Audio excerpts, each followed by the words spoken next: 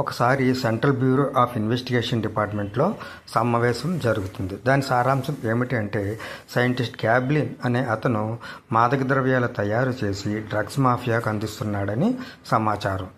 దానిని అంతమొందించడానికి ఏజెంట్ 116ని నియమిస్తారు. అంతేకాకుండా రూబీ అనే ఒక అమ్మాయిని కూడా అతనికి అసిస్టెంట్గా నియమిస్తారు.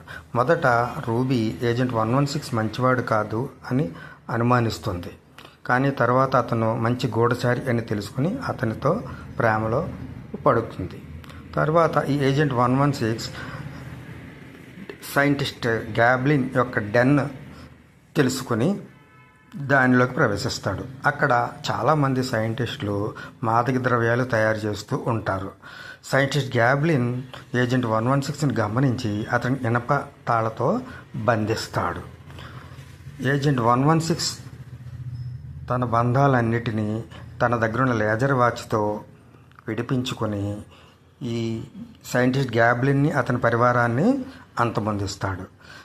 Central bureau of investigation department వీళ్ళిద్దరిని అభినందిస్తుంది. తర్వాత వీరిద్దరూ పెళ్లి చేసుకుంటారు.